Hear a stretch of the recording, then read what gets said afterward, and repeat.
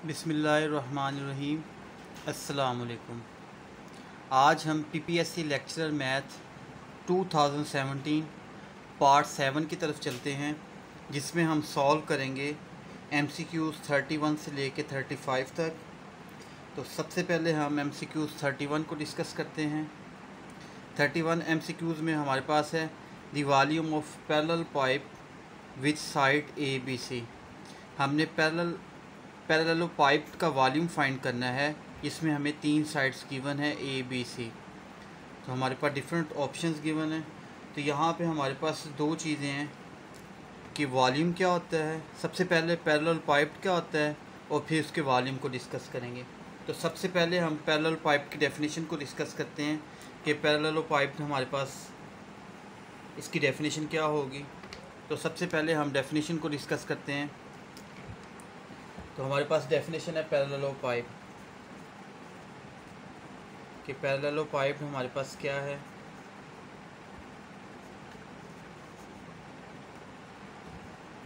Solid body of which each face in a parallelogram, यानी कोई भी सॉलिड बॉडी हो हमारे पास, इसको हम सिंपल इस तरह से कह सकते हैं कि सॉलिड बॉडी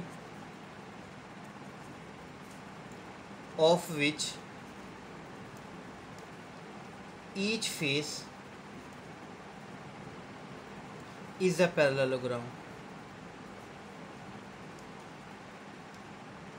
जैसे अगर आपने लूडो का दाना देखा हो, लूडो के 6 फेसेस होते हैं हमारे पास लूडो के दाने के। तो अगर वो लूडो का दाना अगर हम देखें तो वो हमारे पास रेक्टेंगुलर टाइप स्क्वायर टाइप होता है।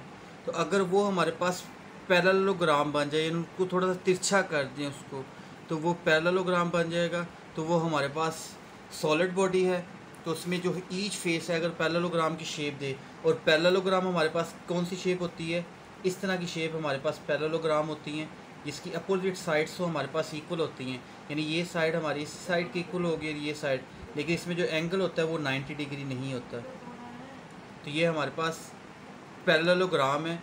तो अगर कोई भी सॉलिड बॉडी का हर फेस इस टाइप का होगा, हमारे पास पैरेललोग्राम को डिस्क्राइब करेगा, तो वो हमारे पास पैरेललोपाइप होता है।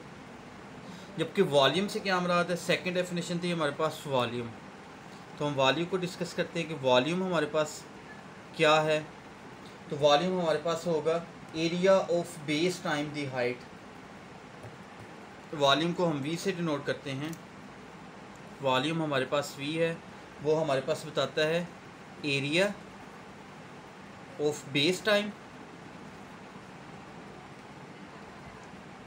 दी हाइट। जिस तरह अगर हम आम देखें, एरिया हम फाइंड करते हैं लेंथ इनटू विड्थ। एरिया के लिए हम क्या यूज़ करते हैं, लेंथ इनटू विड्थ। जबकि वॉल्यूम में हमारे पास हाइट भी डिस्कस होती है, यानी एल डब्ल्यू के साथ लेंथ और विड्थ के साथ हमारे पास हाइट की मल्टीप्लिकेशन भी होती है। तो तीनों चीज़ों को मल्टीप्लाई करें तो हमारे पास वॉल्यूम। लेकिन हमें पता होना चाहिए कि वॉल्यूम ऑफ पैरेललोपाइप क्या है। तो volume of parallelopiped basically scalar triple product को हम कहते हैं। तो नेक्स्ट हम डिस्कस करते हैं volume of parallelopiped. Volume of parallelopiped. तो वॉल्यूम ऑफ पैरेललोपाइप बेसिकली हमारे पास सिंपल क्या होगा, ये सिंपल हमारे पास वेक्टर्स का स्केलर ट्रिपल प्रोडक्ट होता है, जो कि लास्ट वीडियो के अंदर आप देख सकते हैं। मैंने फुल डिटेल के साथ वहाँ पे बताया था कि हमारे पास ये किस तरह से होगा। तो वो हमारे पास होता ए डॉट बी क्रॉस सी। और इसकी एक एमसीक्यूज़ भी हमने सॉल्व की थी, जिसमें हमारे पास डिफरेंट ऑप्शंस थे स्केलर ट्रिपल प्रोडक्ट के लिए हमारे पास। तो उसमें हमने देखा था कि एक हमारे पास डॉट था और एक हमारे पास क्या था, क्रॉस था। तो इस फार्मूले के अंदर हम गिवन वैल्यूज़ पुट करते हैं। तो ए की वैल्यू हमारे पास क्या है, 6i minus 2j dot B cross C की वैल्यू हमारे पास क्या है, j प्लस 2k, और क्रॉस हमारे पास i प्लस जे प्लस के। इसको डिफरेंट तरह से सॉल्व किया जाता है। इसको सिंपल अगर हम सॉल्व करें तो इसको हम डिटर्मिनेंट की फॉर्म में लिख सकते हैं कि हमारे पास i का कंपोनेंट 6, j का कंपोनेंट यहाँ पे क्या है, j का कंपोनेंट अगर हम देखें तो यहाँ पे -2 है, k का कंपोनेंट 0 है। इसी तरह यहाँ पे i का कंपोनेंट 0 है, j का कंपोनेंट 1 है और k का कंपोनेंट 2 है। तो यहाँ पे आई का कंपोनेंट 1 है, जी का कंपोनेंट 1 है और के का कंपोनेंट भी 1 है। अगर इस डिटर्मिनेंट को हम सिंपली सॉल्व करें तो हमारे पास 6 आ जाएगा। रो और कॉलम को स्किप कर दें तो इसको हम सिंपल मल्टीप्लाई करेंगे तो 1 माइनस 2 आ जाएगा, ये माइनस माइनस प्लस 2 हो जाएगा। रो और कॉलम को स्किप करें तो 0 माइनस 2। इसको हम मज़ीद सिंप्लीफाई करें तो -6 -4, तो हमारे पास ये आंसर आ गया -10। एक बात याद रख लें कि जो भी वॉल्यूम होता है हमारे पास पैरेललोपाइप का वो हमेशा एब्सोल्यूट वैल्यू होती है। तो यहाँ पे मैं लिख भी देता हूँ कि ये हमारे पास जब भी हम सॉल्व करेंगे तो ये इसकी एब्सोल्यूट वैल्यू लेंगे। एब्सोल्यूट वैल्यू क्या होती है आप प्रीवियस लेक्चर के अंदर देख सकते हैं कि मैंने एब्सोल्यूट वैल्यू को कंप्लीट डिस्क्राइब किया हुआ है। नंबर लाइंस के ज़रिए भी आपको बताया गया कि हम एब्सोल्यूट किस तरह से लेते हैं। तो हमारा आंसर आया -10, तो -10 का एब्सोल्यूट लेंगे तो +10 तो होगा। और वॉल्यूम का यूनिट्स हमारे पास क्यूबिक यूनिट्स होता है, तो हमारे पास जो आंसर आ गया वो 10 आ गया, क्योंकि हमने सॉल्व किया -10 है, माइनस हो नहीं सकता। तो यहाँ पे क्या होगा +10। हमारा जो करेक्ट ऑप्शन है वो ऑप्शन बी है। यहाँ पे बी ऑप्शन हमारा करेक्ट होगा। 3 भी रॉन्ग होगा, 15 भी रॉन्ग होगा और 20 भी। तो 10 क्यूबिक यूनिट्स। तो वॉल्यूम का यूनिट हमारे पास क्यूबिक होता है। और वॉल्यूम ऑफ पैरेललोपाइप के लिए आप सिंपल क्या करें, स्केलर ट्रिपल प्रोडक्ट्स फाइंड कर लें, जिसको हम सिंपल आई पहले एक वेक्टर फिर बी वेक्टर फिर सी वेक्टर लिख के इसका डिटर्मिनेंट सिंपली आप सॉल्व कर लें तो हमारे पास क्या आ जाएगा, वॉल्यूम ऑफ पैरेललोपाइप आ जाएगा। अब हम चलते हैं नेक्स्ट MCQ 32 की तरफ। हमारे पास है का particle of mass m move in a circle of radius r with constant speed v, the force F acting on the particle is. तो हमारे पास एक पार्टिकल है जिसका मास हमारे पास क्या है, m है, और वो सर्कल ऑफ रेडियस r के साथ है, और उसमें जो स्पीड है वो कांस्टेंट स्पीड है हमारे पास यहाँ पे v है। तो सबसे पहले हम डिस्कस करते हैं कि हमारे पास सर्कल क्या है और रेडियस कहाँ पे होगा। तो यहाँ पे हमारे पास जो गिवन चीज़ें हैं वो मास गिवन है, रेडियस गिवन है और स्पीड गिवन है, और सर्कुलर है हमारे पास पाथ, तो इसमें हमने f बताना है। तो f को डिस्कस करना है। तो सबसे पहले हम क्या करते हैं, सबसे पहले हम सर्कल ड्रा करते हैं। ये हमारे पास कोई भी सर्कल है, ये इसका सेंटर है। हमें पता है कि सेंटर से किसी भी पॉइंट का डिस्टेंस हमारे पास क्या होगा, यानी ये लेंथ या डिस्टेंस भी इसको कह सकते हैं। तो ये हमारे पास क्या होता है, ये रेडियस होता है जिसको हम r कहते हैं। ये हमारे पास o है। यहाँ पे हमारा मास है, जिसको हम m का नाम दे देते हैं कि हमारे पास जो मास है वो हमारे पास क्या है, m मास है। और ये हमारे पास स्पीड है जिसको हमने v कहा है, ये v स्पीड है हमारी। ये रेडियस r है, ये ओरिजिन o है। तो हमने यहाँ पे क्या बताना है कि इसकी फ़ोर्स क्या होगी जो इस पार्टिकल पर एक्ट कर रही होगी, यानी इस पार्टिकल की फ़ोर्स बतानी है। तो फोर्स के लिए अब देखें यहाँ पे बेसिकली एक्सेलरेशन, एक्सेलरेट कर रही है बॉडी एक सर्कल के अंदर, तो एक्सेलरेशन का फार्मूला यूज़ होगा। और हमें न्यूटन सेकंड लॉ का पता है कि न्यूटन सेकंड लॉ के मुताबिक F हमारा जो इक्वल टू होता है यहाँ पे ma के इक्वल होता है। लेकिन ये हमारा बेसिकली इस पे जो फोर्स अप्लाई होगी वो सेंट्रीपिटल फोर्स होगी। ये किस फोर्स की बात की जा रही है, इसमें जो फोर्स पार्टिकल पे एक्ट कर रही है, बेसिकली जब वो पार्टिकल मूव करेगा इन सर्कल ऑफ रेडियस r और कांस्टेंट स्पीड v के साथ, तो वहाँ पे सेंट्रीपिटल फोर्स होगी। इसलिए मैं c अप्लाई कर रहा हूँ कि सेंट्रीपिटल फोर्स। अब सेंट्रीपिटल फोर्स के लिए हमें AC की वैल्यू चाहिए कि AC हमारे पास क्या होगा, यानी एक्सेलरेशन क्या होगा। तो एक्सेलरेशन हमारा बेसिकली सिंपल फार्मूला है एक्सेलरेशन का। एक्सेलरेशन फाइंड के लिए हम क्या करेंगे, वो हमारे पास होता है speed square divided by radius r। तो स्पीड हमारे पास v है, उसका स्केयर, और रेडियस r, तो ये हमारे पास एक्सेलरेशन की वैल्यू है। इसको इक्वेशन 1 कह दें, इसको इक्वेशन 2 कह दें। इक्वेशन 2 की value put equation 2 in equation 1। Equation 2 की वैल्यू इक्वेशन 1 में पुट करें तो f of c is equal to हमारे पास आ जाएगा m। ac की वैल्यू हमारे पास क्या आई है, v स्केयर ओवर r। तो इसको हम सिंपली सॉल्व कर सकते हैं। तो ये हमारे पास आ गया mv स्केयर ओवर r। तो mv स्केयर ओवर r हमारे पास फोर्स एक्टिंग करेगी इस पार्टिकल के ऊपर, जो कि ऑप्शन अगर ए देखें तो ऑप्शन ए में हमारे पास v स्केयर नहीं है, तो ये रॉन्ग है। ऑप्शन बी देखें तो यहाँ पे r स्केयर है, जबकि ये r सिंपल है, ये भी रॉन्ग होगा। ऑप्शन सी अगर हम देखें तो ये हमारे पास करेक्ट ऑप्शन है, ऑप्शन सी हमारे पास करेक्ट ऑप्शन होगा कि F is equal to M V square over R. और ये हमें पता भी होना चाहिए कि किसी भी circular radius R constant speed v के लिए जो मैस m पार्टिकल पर फोर्स एक्ट करती है वो सेंट्रीपिटल फोर्स और वो इक्वल टू होती है M V square over R. ये हमें डायरेक्ट भी पता होनी चाहिए कि सेंट्रीपिटल फोर्स हमारे पास किस सर्कुलर पाथ के अंदर वो क्या होती है, M V square over are.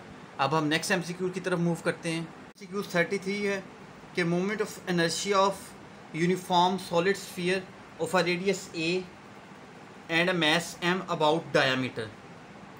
तो हमारे पास यहाँ पे हमें पता होना चाहिए कि मोमेंट्स ऑफ इनर्शिया हमारे पास क्या होता है, इसका फार्मूला हमें पता होना चाहिए। अब यहाँ पे जो हमारे पास कंडीशन है वो एक तो ये कि हमारे पास सॉलिड स्फीयर है जिसका रेडियस a है और m अबाउट डायामीटर है। वैसे तो ये मैं आपको बता दूं ये हमारे पास इज इक्वल टू होता है 2/5 ma square. Basically solid sphere और m अबाउट डायामीटर और मैस रेडियस a के लिए जो हमारा फार्मूला बनता है वो बेसिकली ये बनता है डायरेक्ट। लेकिन मैं इन सब के बारे में आपको बता दूं कि आपको पता होना चाहिए कि ये जो फार्मूले हमारे पास गिवन है ये किन किन के फार्मूले हैं। तो इसके साथ मैं लिख देता हूँ। और बेसिकली मोमेंट ऑफ इनर्शिया हमारे पास जो वो इक्वल टू होता है I इज इक्वल टू होता है md स्क्वायर। बेसिकली जो मोमेंट ऑफ इनर्शिया हम लेते हैं वो I equal to md square लेते हैं। लेकिन इस कंडीशन के तहत अगर हमारे पास solid sphere of radius a हो तो वो हमारे पास अबाउट m डायामीटर तो वो 2/5 ma स्क्वायर के इक्वल होगा। तो यहाँ पे मैं इन सब के बारे में आपको बता देता हूँ कि इन सब को अगर देखें तो नंबर 1 जो है हमारे पास ये बेसिकली सॉलिड सिलेंडर का होता है, जिसको आप डिस्क भी बोल सकते हैं। ये हमारे पास क्या होता है, सॉलिड सिलेंडर, या हम डिस्क भी कह सकते हैं इसको। About cylindrical axis. तो ये हमारे पास जो फर्स्ट फार्मूला है 1/2 ma स्क्वायर, ये solid cylinder disc about cylindrical axis, यानी ये सिलेंड्रिकल एक्सिस का हमारे पास फार्मूला होता है। तो नंबर 1 के लिए हमारे पास ये है, क्योंकि लाजमी नहीं है कि आपको नेक्स्ट पेपर के अंदर यही MCQs आए, तो इनमें से डिफरेंट भी आ सकते हैं, इसलिए मैं सबको डिटेल के साथ बता रहा हूँ। नंबर 2 में हमारे पास ये हमारे पास होता है थिन रॉड का। रॉड क्या होता है, इसकी नेक्स्ट MCQs हमारे हम करते हैं कि रॉड हमारे पास किस तरह होता है, इसका डायामीटर लेंथ वगैरह क्या है वो हम नेक्स्ट MCQs में डिस्कस करते हैं। तो ये basically thin rod about axis through on perpendicular length. तो ये हमारे पास परपेंडिकुलर टू लेंथ। तो बेसिकली हमारे पास 1/3 ma स्क्वायर किसका फार्मूला होता है, ये हमारे पास thin rod about axis through on perpendicular to length square हमारे पास फार्मूला होता है। होप बेसिकली किसे कहते हैं, जिस तरह हमारे पास रिंग होती है, छल्ला जिसे कहते हैं, तो वो हमारे पास सर्कुलर टाइप होता है, तो वो हमारे पास सॉलिड शेप में नहीं होता। तो ये हमारे पास अबाउट, ये भी सिलेंड्रिकल एक्सिस में होता है हमारे पास, सिलेंड्रिकल एक्सिस। और जो लास्ट वाला ऑप्शन है जो हमारे पास MCQs गिवन थी कि सॉलिड स्फीयर हो, रेडियस a और m अबाउट डायामीटर, तो ये हमारे पास फार्मूला होता है सॉलिड स्फीयर अबाउट डायामीटर। तो ये हमारे पास डायामीटर अबाउट सॉलिड स्फीयर के लिए हम फार्मूला यूज़ करते हैं, जो कि हमारे पास 2/5 ma स्क्वायर। तो करेक्ट ऑप्शन हमारा होगा डी ऑप्शन हमारा यहाँ पे क्या होगा, करेक्ट ऑप्शन होगा 2/5 ma स्क्वायर। अब हम चलते हैं नेक्स्ट MCQ 34 की तरफ। Centre of mass of a thin rod of length. तो नेक्स्ट MCQ हमारे पास है ये centre of mass of thin rod है जिसकी लेंथ L है। तो हमने बताना है कि उसका सेंटर क्या होगा। तो देखिए थिन रॉड, यहाँ पे आपको मैंने बताया था कि प्रीवियस MCQs में थिन रॉड का जिक्र हुआ था, तो नेक्स्ट MCQs में डिस्कस होगा। तो सबसे पहले हम एक रॉड बनाते हैं जिसमें हमारे पास उसकी लेंथ जो है वो L है।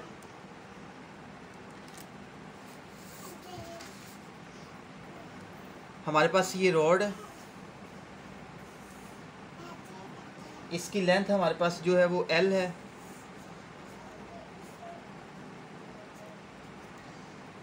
ये इसकी बाउंड्री है यहाँ पे।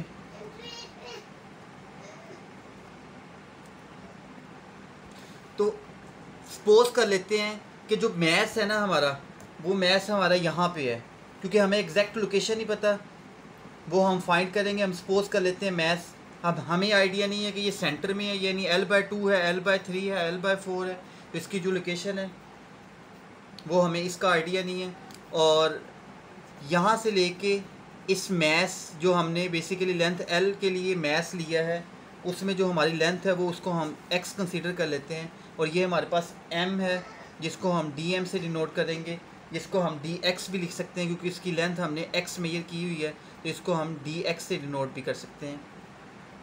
तो बेसिकली इसके लिए हम फार्मूला यूज़ करते हैं। फार्मूला हमारे पास होता है इक्वल टू, इसमें हम फार्मूला जो यूज़ करते हैं सेंटर ऑफ मैस के लिए, हम जो फार्मूला यूज़ करेंगे मैस के लिए, हमारे पास जो फार्मूला होता है x cm centre of mess, वो इक्वल टू होगा इंटेग्रल x dm। तो इस फार्मूले की मदद से हम centre of mess thin rod find करेंगे जिसकी लेंथ L है। का जो मैस है हम कैपिटल M ले लें, तो हमारे पास जो लिमिट होगी बेसिकली वो होगी 0 से L x dm over m। अब यहाँ पे हमारे पास जो वैल्यू है वो dm की वैल्यू हम किस तरह से फाइंड करेंगे। dm के लिए हम यूज़ करेंगे डेंसिटी हमारी इक्वल टू होगी dm ओवर dx। तो यहाँ से अगर हम dm की वैल्यू फाइंड करें तो वो इक्वल टू होगी डेंसिटी dx। तो यहाँ पे dm की वैल्यू पुट कर देते हैं रो dx, जिसको हम कह सकते हैं तो integral 0 to L rho dm की वैल्यू x वैसे ही आ जाएगा, rho dx divided by m। Rho को बाय लिख सकते हैं इंटेग्रल से, तो x की इंटीग्रेशन करें तो यहाँ पे x की integration x² divided by 2 upper limit L lower limit 0 divided by m। इसको सिंप्लीफाई करें तो हमारे पास del rho L² divided by 2 whole divided by m। और हमें ये पता है कि जो रो हमारे पास होती है वो टोटल मैस ओवर लेंथ की इक्वल होती है। तो यहाँ पे रो की वैल्यू हम पुट करते हैं, तो total mess m over length L into L² over 2, और ये m से कैंसिल हो जाएगा, L² से कैंसिल हो जाएगा। तो हमारे पास जो आंसर आया है वो है L/2। तो बेसिकली जो थिन रॉड है अगर उसका मैस अगर हम m लें और L लेंथ हो, तो जो सेंटर ऑफ मैस हमारे पास आएगा वो L/2 होगा। इसी तरह से हम किसी भी रॉड की जो लेंथ हमें गिवन हो तो उसका सेंटर ऑफ मैस हम फाइंड कर सकते हैं। तो यहाँ पे ऑप्शंस की तरफ चलते हैं। नंबर 1 ऑप्शन L/4 है, ये भी हमारे पास रॉन्ग होगा। L/3 भी हमारे पास ऑप्शन रॉन्ग होगा। तो करेक्ट ऑप्शन जो हमारा होगा वो L/2 होगा कि किसी भी थिन रॉड जिसकी लेंथ L हो उसका सेंटर ऑफ मैस हमारे पास क्या होगा, L/2। तो ये हमारे पास MCQs 34 थी। अब हम मूव करते हैं MCQs 35 की तरफ। 5 MCQs में हमारे पास the centre of mass of a semi circular lamina x² + y² equal to a² in the upper half lies on origin x axis y axis. तो सबसे पहले हमें पता होना चाहिए कि लेमिना से क्या मुराद है, सेमी सर्कुलर से क्या मुराद है, और नेक्स्ट हमारे पास ये इक्वेशन किसको रिप्रेजेंट करती है। तो सेमी सर्कल से मुराद हमारे पास होता है हाफ सर्कल। ऐसा सर्कल जो हाफ सर्कल है हमारे पास उसको सेमी सर्कल कहते हैं।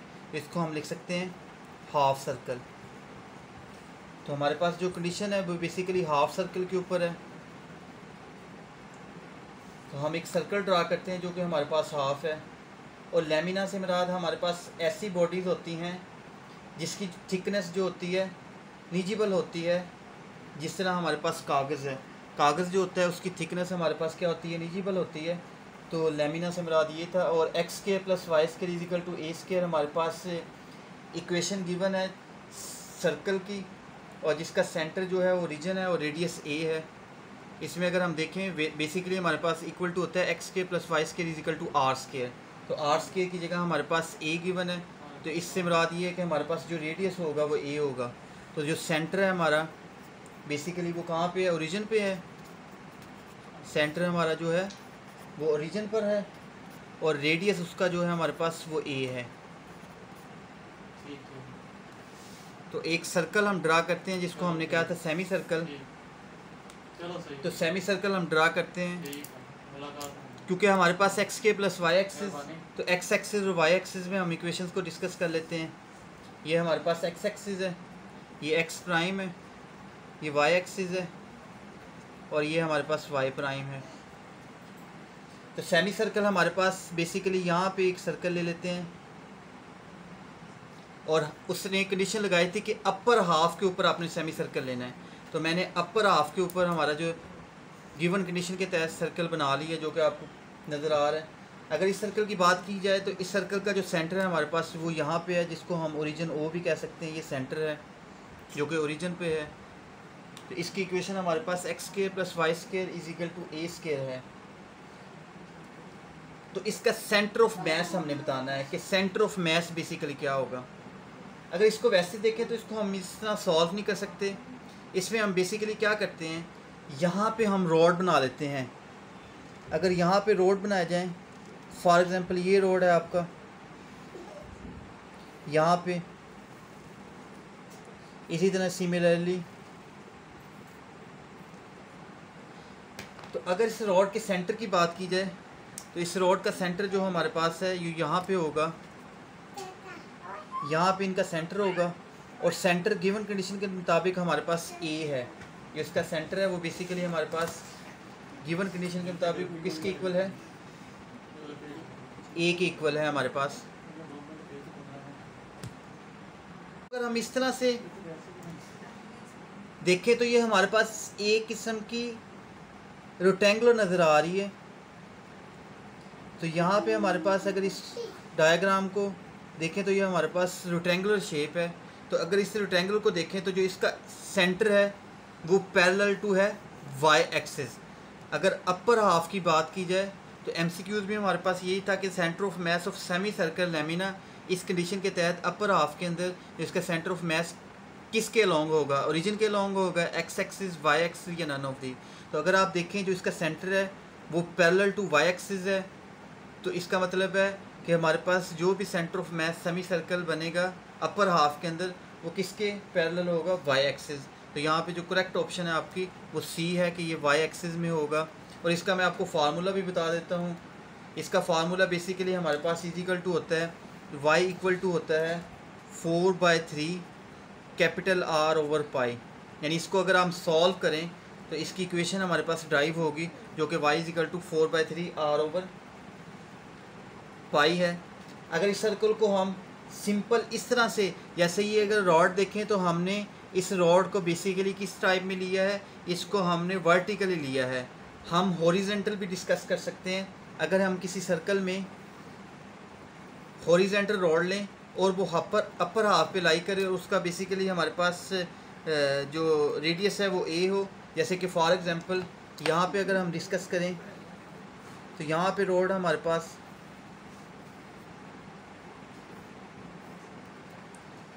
ये रॉड हमारे पास, इसका सेंटर हमारे पास यहाँ पे है और सेंटर के लिहाज से हमारे पास ये भी हमारे पास बेसिकली वाई एक्सिस पे ही होगा।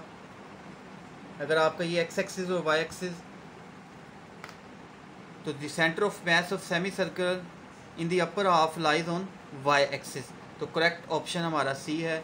अगर वीडियो पसंद आई है तो वीडियो को लाइक करें और चैनल को सब्सक्राइब करें। अल्लाह हाफिज़।